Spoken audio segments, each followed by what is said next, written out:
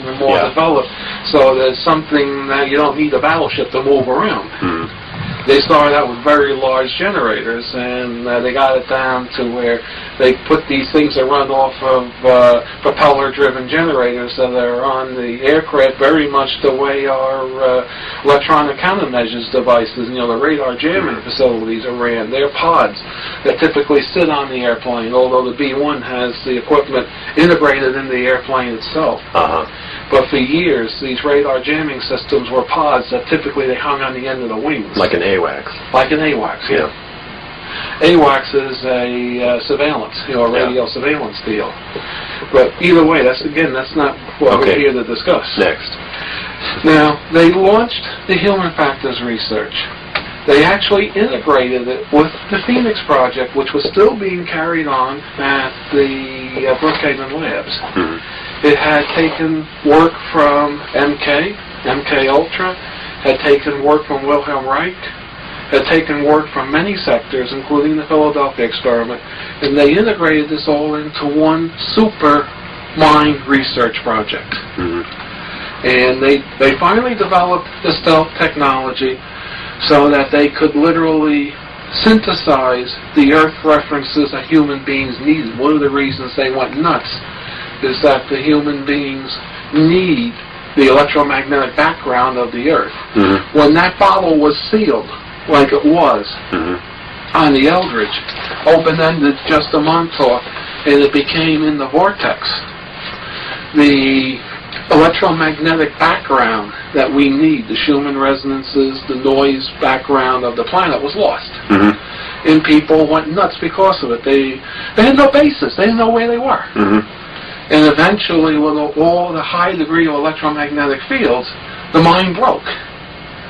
They learned how to synthesize that background and how to concentrate the fields into a bottle. So the inside, it was pretty much neutral and pleasant like the Earth. Of course, all the final reports were written. The final report, the last couple of paragraphs, spoke of that this is the first time we have definite, solid evidence that the mind of man is electromagnetic and that it can be influenced by electromagnetic fields from the outside, and that this maybe should be going into as for crowd control, military applications. Congress said no, they don't want it. Congress got the report on the early part of the Phoenix Project.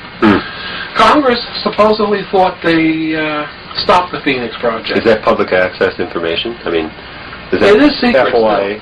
still. Oh, it's not. It is secret still. See, the information comes very roundabout way from the investigation that Senator Goldwater reportedly did on this work. And these guys out of Brookhaven had already built their kingdom. So they wanted to keep it going. So somebody got the idea, let's go and talk to the military direct. So they went to people in the Joint Chiefs of Staff and said, hey, how would you like a weapon? You throw the switch. The enemy throws up their hands and surrenders. Of course, it was, I'd love that weapon. So they said, well, we can develop it. We have we have a start on it. But we got to do it in secrecy. Of course, the military was already quite familiar with secrecy. So it was launched as a black hole project, and the military suggested, well, you can't do it. They said, we can't do it at Brookhaven Labs because we're too much under scrutiny of the political government. You got any ideas of where we could do the research? We want to be close to Brookhaven Labs, Princeton, and MIT. So he said, well, we got this old Air Force base that's now deserted on the eastern tip of Long Island, Montauk Air Force Base. It's a small town. There isn't a lot of people in it. You can go out there and be pretty much secluded. Back then, in the early 70s, this was like 1969, 1970, I have to add to it. It was a small, sleepy little town. It wasn't big. It wasn't the vacation capital yet at that point. So the group said, great, that sounds like an excellent place. Okay, and we're at what year now? This is now about 72. Okay. It was decided to move it all out to the old Montauk Air Force Base. Okay. They went out there, they masqueraded as Air Force personnel. They brought some Air Force personnel in also at the same time. And They reactivated the old SAGE radar because it transmitted on the same frequency range that Wilhelm Reich used for his orgone studies. So it was decided to refurbish the old SAGE transmitter. It was there, it was usable. So they got the Air Force personnel in and refurbished it. Then they contracted with the company BJM that I used to work for, and I went out, I started to modify it and, What is BJM specifically? It's a military-industrial contract that we made radar jamming equipment. Okay. So what's your background? I'm essentially an electrical engineer. I have a BS degree, and my specialty was essentially receivers. Okay. As you can see, these are all receivers. I'm a fanatic on receivers and radio gear. So I was taken out, and my job was to modify the big old radar transmitter for this special purpose. It started out with what we call the microwave oven experiments, where they just took a human being, stuck him in a building, focused the big antenna on him, pumped out 100 million watts of power, and hooked the people in that radar beam. And they got it to the point where they could actually type in a command to the computer, and the computer would pulse the transmitter, and the person would do it to some extent. So there were triggering mechanisms in the brain. No, through it's a the computer? brain direct or the psyche. See, here we're getting to the question: is your intelligence in the brain, or is it some quantum function that's outside the brain? I personally believe the brain is a computer interface and that your intelligence is outside the brain. Because there are documentation of a number of people existing without a brain. Well, with brain death. They don't laugh so much.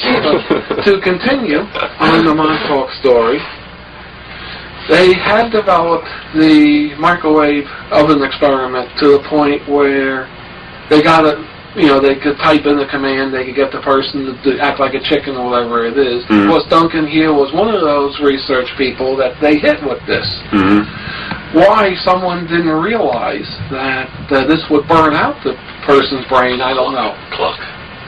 And it was finally realized, well, if we turn the antenna around, the non-physical energetic component go through the antenna, and the burning rays would be reflected off into the atmosphere. Of course, they had to route jets away because they shot down a few jets possibly. This thing, you have 100 megawatts of power going out in the air, and the airplane flies too close. It's going to knock out all its avionics equipment. But that was easily to be arranged. In fact, that can be documented today that the old SAGE site in the 70s was off limits to airplanes, especially east of the SAGE site. By SAGE site, you're referring to? The Montauk base. Okay. They didn't know where you would run into the UHF beam that would wipe out avionics on the airplane. Or the alien beam from the 400 megahertz blast. That's another story. And it's also off limits today after 4 o'clock, and there are no aircraft warning lights on the transmitter. For aircraft? There are no aircraft warning lights on the transmitter tower, and it's we've been told it's off limits after, I believe, 4 o'clock in the afternoon. Really? that's when they turn on the existing equipment that they're still using. But there you go, Vince. they realized that they had a system which they were able to enter the mind of a human being by typing in computer commands. Now, at the same time, this group had heard of some of the alien interchange, the alien research. They heard that the aliens had a chair deal, that you could sit a human being in and it would read out everything that's in his mind. Of course, they were very interested to interface that into the computer.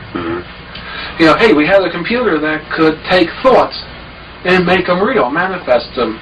So what they wanted to be able to do was sit Duncan in a chair, have him concentrate on Tom Toween here. Tom Toween acts like a chicken, and Duncan would visualize, create in his mind a virtual reality where Tom Toween is acting like a chicken. This would go through the computers, go out the transmitter. It would spread out, would find Tom like a radionics. It would, converge on Tom, and Tom would be compelled to act like a chicken. This is essentially what they did. They made essentially a mind amplifier.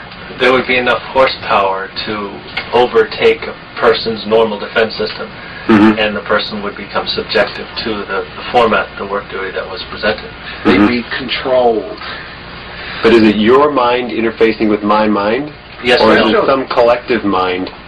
It would be an artificial presentation of instructions to do work which would integrate with my mind, with my normal electrical functions in my brain? your brain, your auric field, your spirit, soul, and if it's strong enough.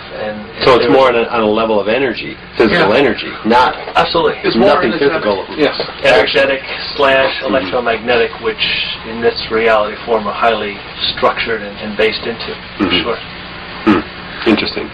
So you finished, Duncan? To continue. Yes, he's not finished, completely. No. But to continue, they developed a mind amplifier where a person such as Duncan, who's been trained in a virtual reality project, something very similar to the Lawnmower Man movie, would be trained to actually visualize something and create in his mind a full, complete physical reality known as a virtual reality. He would be sat in that chair. The radio equipment, the computer equipment, the transmitter equipment would pick up that virtual reality by a group of coils and different kinds of sensors. We'll go to a massive computer bank.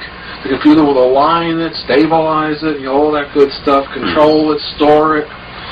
The computer would then feed it to the actual radar transmitter, which would transmit out electromagnetic equivalent of what we call thought form in the metaphysics field, and transmit this thought form out at lots and lots of CW power. We believe today the CW power output of the Montauk project was in the order of 100 megawatts or 100 million watts, and the pulse power was up in the terawatts. Terrorize people. But terror is like... But they needed something to control it as well, so they must have been using a computer system, very advanced. Very advanced. They used a Cray 1 computer feeding... They used multiple Cray computers for multiple chairs, feeding an IBM 360 or 370, the biggest one IBM had. And then this fed a very specialized radar computer that was built by AIO in Long Island that interfaced to the actual transmitter and controlled the pulse modulation, the frequency hopping of the transmitter. And then we went out through all stages, above ground first and underground, back above ground to the big antenna, and transmitted out the big antenna. What they noticed is this thing had enough power they could actually materialize things. Now, if Duncan could form something in his mind, this thing had the power to actually bring it into physical reality and materialize. Through the system at the end of the process, it would occur. It could actually, if he thought of a can of beer, it could create that can of beer and you could drink it. So he was trained to actually visualize something in its entirety. And what they were experimenting with was precipitating or materializing objects around the base. My favorite was a can of Budweiser beer on the base commander's desk. The base commander liked Bud.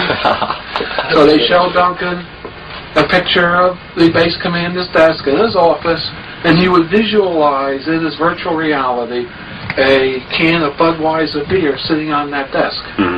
Sure enough, it would appear on that desk.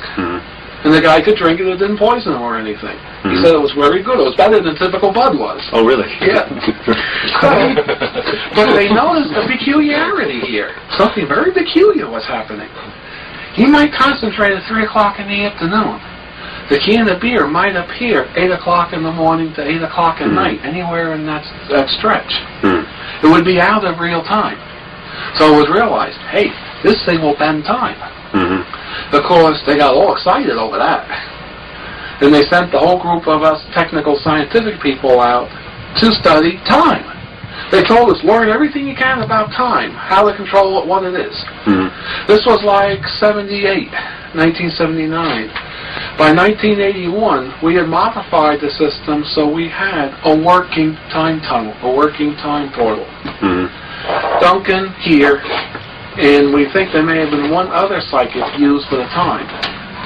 Duncan here has multiple time references, and which he can speak on in a bit, because we're almost to the end of the project, where he could actually visualize another time And he would have a personal connection through these multiple time connections to actually visualize that exact time that he was trying to visualize.